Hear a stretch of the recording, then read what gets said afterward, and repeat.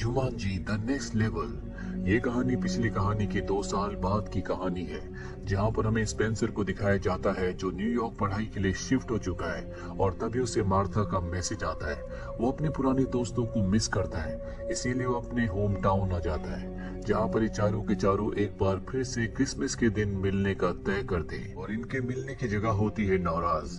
अब तीनों के तीनों दोस्त पहुंच जाते हैं, लेकिन स्पेंसर जो पिछली कहानी में ब्रेव स्टोन था वो वहां पर नहीं पहुंचता। इसीलिए तीनों के तीनों उस जगह जाते हैं जहां पर स्पेंसर रहता है, यानी कि उसके घर पर। स्पेंसर के घर पर इन्हें स्पेंसर के दादाजी और उनका एक पुराना पार्टनर जिसका नाम माइलो है वो मिलते हैं। जब स्पेंसर के बारे में पूछते हैं तो उन्हें कुछ नहीं पता होता। ये सब नीचे बेसमेंट में जाते हैं जहाँ पर जुमांजी गेम, जिसे पिछली कहानी में तोड़ दिया गया था, वो अब भी पूरी तरह से ठीक होती है।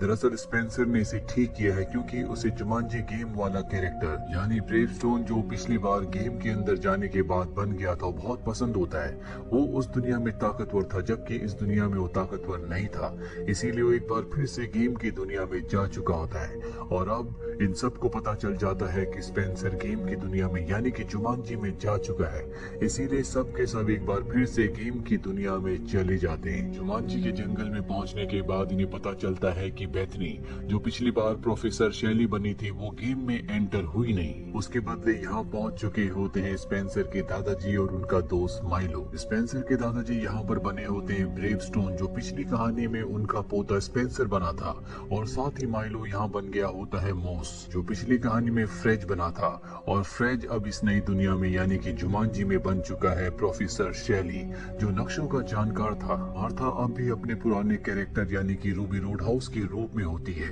यहाँ पर स्पेंसर के दादाजी और उनका दोस्त जो माइलो है वो पहली बार आए हैं, इसीलिए सारे के सारे रूल्स उन्हें बता देते हैं कि यहाँ पर हो क्या रहा है। अब यहाँ पर इनका गाइड आता है जो कि हेलीकॉप्टर में है, वो इन सब को अपने साथ ले जाता है और बताता है कि जुमांजी गेम ये जंगल एक बार फिर से खतरे में है, हमें तुम्हारी मदद की जरूरत है। पूरा का पूरा जुमांजी जंगल सूखे का सामना कर रहा है और इसका कारण है कि जुमांजी जंगल के कबीले के सबसे बूढ़े आदमी के गले में एक नेकलेस था जिसका नाम फैल्कन हार्ट है। उसे जुगरान नाम के एक आदमी ने जो कि बहुत ही खतरनाक है उसने चुरा लिया, जिसके बाद जुमांजी जंगल एक बार फिर से श्रापित हो गया और अब यहाँ पर सूखा पड़ चुका है। और हमें अगर इस सूखे को खत्म करना है, श्राप मुक्त करना है, तो हमें उस फैल्कन आई को जुगरान से किसी भी कीमत पर हासिल करना होगा और सूरज की रोशनी को दिखाते हुए जुमांजी कहना होगा, तभी हम इस लेवल को खत्म कर पाएंगे, जिसके बाद शराब भी पूरी तरह से खत्म हो जाएगा।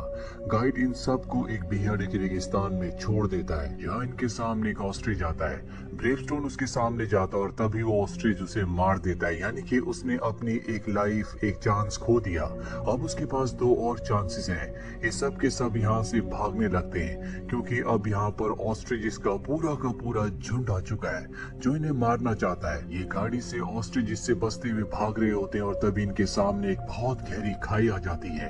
ये गाड़ी नहीं रोक सकते क्योंकि इनके पीछे पूरा का पूरा ऑस्ट्रिच का झुंड है, इसीलिए ब्रेवस्टोन उस गाड़ी को वहां से कुदाकर दूसरी तरफ पहुंचा देता है, जिस वजह से इन सब की उन ऑस्ट्रिच से जान बच जाती है। वही हमें असली दुनिया में बेथनी को दिखाया जाता है जो अब भी इस गेम के अंदर नहीं आई। वो एलेक्स के पास जाती है और कहती कि हमें अपने दोस्तों को बचाने के लिए जाना चाहिए। और अब ये चारों के चारों जो गेम के अंदर है उस जगह पहुंच जाते हैं जहाँ पर योर्गन है। यहाँ पर ब्रेवस्टोन की एक गर्लफ्रेंड होती है जो कि एक क्लू है, उसे फॉलो करते हुए योर्गन के लोगों तक पहुंच जाते हैं जिनके पास एक चेस्ट होता है जिसके अंदर ज्वेल है। अब ये सोच ही रहे होते हैं कि इस चेस्ट को ज्वेल को कैसे वहां से उड़ा कर ले जाए, तभी यहाँ पर लाइट बंद हो जाती है। एक लड़की जिसका नाम मिंग फ्लीट फुट होता है वो चेस्ट की चाबी चुरा कर भाग रही होती है, लेकिन ब्रेवस्टोन उसे पकड़ लेता है और योर्गन के हाथ सौंप देता है। लेकिन बाद में उसे पता चलता है कि ये और कोई नहीं बल्कि स्पेंसर है जो इस बार गेम के एक नए कैरेक्टर के रूप में है जिसका नाम मिंग फ्लीट फुट है। अब इनके साथ मिंग यानी कि स्पेंसर भी आ चुका है। ये सब के सब आगे की प्लानिंग करते हैं। इसके मुताबिक मिंग, ब्रेवस्टोन और मूस ये सब के सब कैमल्स यानी कि ऊंट लेने के लिए जाते हैं, जबकि रूबी और शैली ये दोनों के दोनों बेरीज लेने के लिए जाते हैं। अब रूबी किसी तरह से पानी से बचते हुए बेरी के पेड़ तक पहुंचकर बेरी जब वापस ला रही होती है तो पानी में गिर जाती है।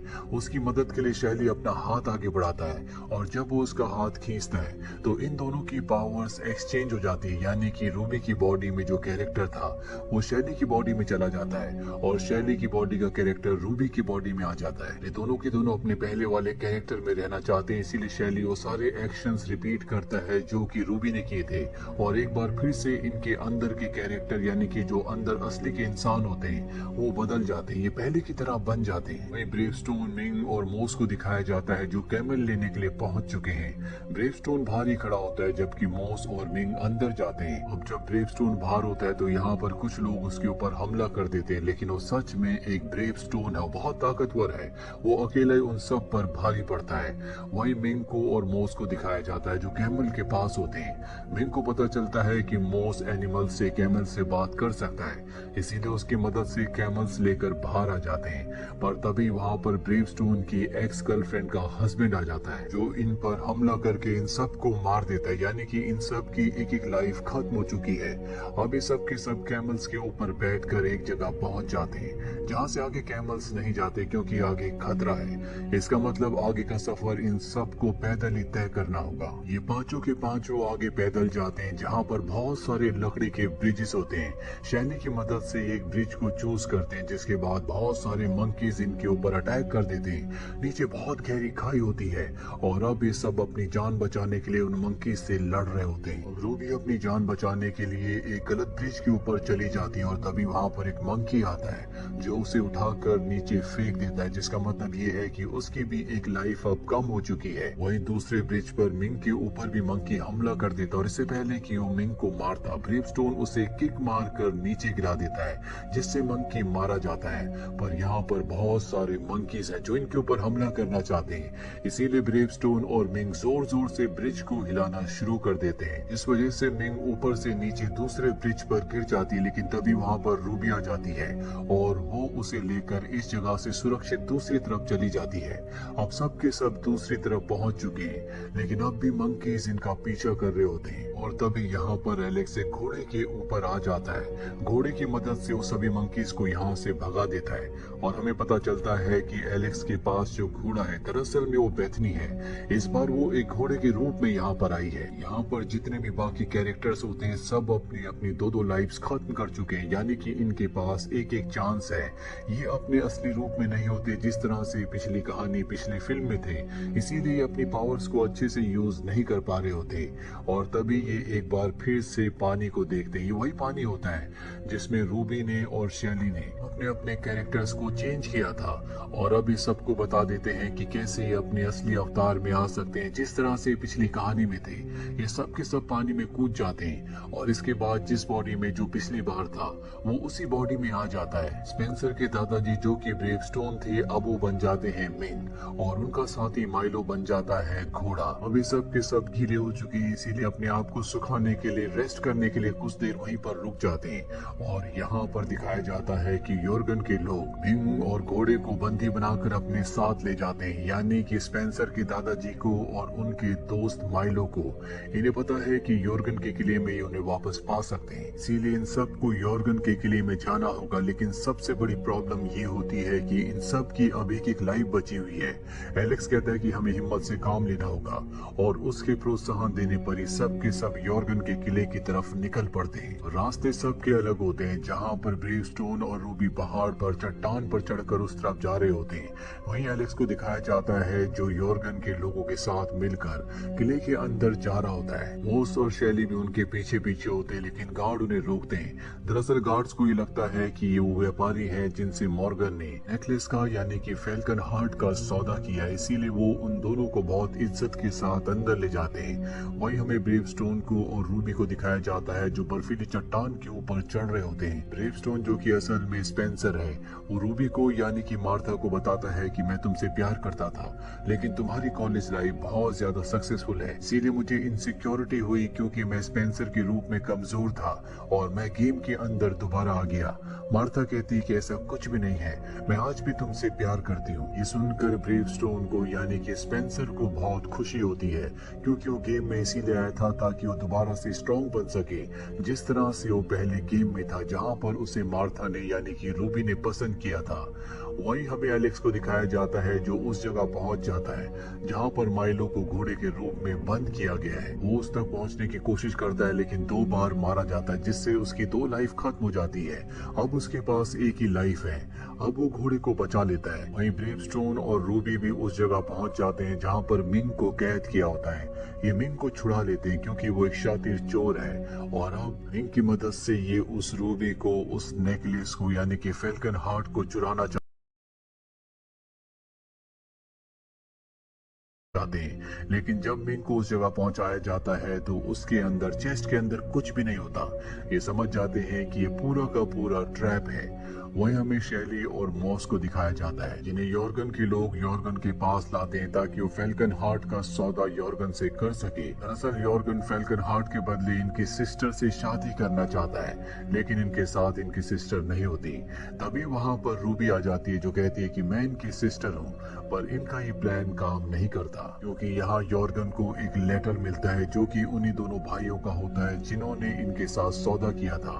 वो कहते हैं कि किसी काम की वजह से हम नहीं आ रहे। यॉर्गन समझ जाता है कि ये बहरूपी है। वो अपने सिपाहियों से कहता है कि इन सबको पकड़ लिया जाए। तभी यहाँ पर ब्रेवस्टोन आता है जो कि बहुत ही ताकतवर होता है। वो यॉर्गन के ऊपर हमला करता है। यॉर्गन को उसके प्रहार का कोई भी असर नहीं होता क्योंकि वो उससे भी बहुत ज्यादा स्ट्रॉन्ग है और वो ब्रेवस्टोन को उठाकर फेंक देता है। ब्रेवस्टोन अपनी जेब से उसी बेरी को निकालता है जो उसने अपने साथियों की मदद से हासिल की है और जब यॉर्गन उस बेरी को देखता है तो वो पीछे हट जाता है और अपने आदमियों को इनका सामना करने के लिए कहकर यहाँ से निकल जाता है। दरअसल अब वो उन 2 भाइयों के पास जाना चाहता है जो यहाँ पर यॉर्गन से सौदा करने के लिए आने वाले थे। ब्रेवस्टोन जब उसे जाता हुआ देखता है तो वो उसका पीछा करना शुरू कर देता है। यॉर्गन अपने फ्लाइंग शिप से यहाँ से निकल रहा होता है लेकिन ब्रेवस्टोन रस्सी पकड़कर शिप तक पहुंच जाता है और यॉर्गन के ऊपर बेरी से हमला करता है। दरअसल ये बेरी उसकी वीकनेस है, इसीलिए वो कमजोर पड़ जाता है जिसका फायदा उठाकर ब्रेवस्टोन उसे मारकर नीचे फेंक देता है। यहाँ पर ब्रेवस्टोन भी नीचे गिर रहा होता है लेकिन वो रस्सी पकड़ लेता है और तभी हम सामने से मिंग को और हॉर्स को देखते हैं जो ब्रेवस्टोन को बचाने के लिए आते हैं। दरअसल मिंग और कोई नहीं बल्कि ब्रेवस्टोन यानी कि स्पेंसर के दादाजी हैं और घोड़ा उनका दोस्त माइलो। अब यहाँ पर हमें पता चलता है कि घोड़े के पंख भी हैं जिससे वो घोड़ा उड़ना शुरू कर देता है और जल्दी ये ब्रेवस्टोन तक पहुंच जाते हैं। ब्रेवस्टोन के पास फैल्कन हार्ट है जो वो मिंग की तरफ फेंकता है। मिंग उसे पकड़ लेता है। ब्रेवस्टोन कहता है कि इसे सूरज की तरफ ले जाओ और वहां जाकर तुम्हें कहना होगा जुमांजी। दरअसल ये बर्फीला इलाका है इसीलिए बादलों के ऊपर सूरज की किरणें हैं और अब मिंग अपने उड़ने वाले घोड़े पर बैठकर बादलों के ऊपर चला जाता है जहां पर वो फैल्कन हार्ट को सूरज की किरणों के सामने रखता है। ये सब के सब मिलकर कहते हैं जुमांजी और जुमांजी कहते हैं सब कुछ रिवर्स होना शुरू हो जाता है यानी कि जुमांजी जंगल का इस दुनिया का जो श्राप है अब वो खत्म हो चुका है। श्राप खत्म होने के बाद यहाँ पर गाइड आता है जो इन्हें इनकी दुनिया में वापस भेजना चाहता है लेकिन माइलो जो कि हॉर्स है वो अपनी दुनिया में जाने से मना कर देता है क्योंकि वो बीमार है और जल्दी मारा जाएगा। इसीलिए वो अपनी बची हुई जिंदगी इसी दुनिया में हॉर्स बनकर इस दुनिया की रक्षा करना चाहता है। इसके बाद गाइड इन सबको इनकी दुनिया में वापस भेज देता है। अपनी असली दुनिया में वापस आने के बाद स्पेंसर को दिखाया जाता है जो अपने दादाजी को वीडियो गेम खेलना सिखा रहा होता है। उसके दादाजी को भी अब गेम अच्छा लगता है और ये सारे के सारे दोस्त तय करते हैं कि हमेशा एक दूसरे के साथ रहेंगे। इस फिल्म के जो 2 बाकी के पार्ट्स हैं उनके लिंक नीचे डिस्क्रिप्शन में दिए गए हैं, आप उनको भी जरूर देखें। उम्मीद करते हैं कि ये कहानी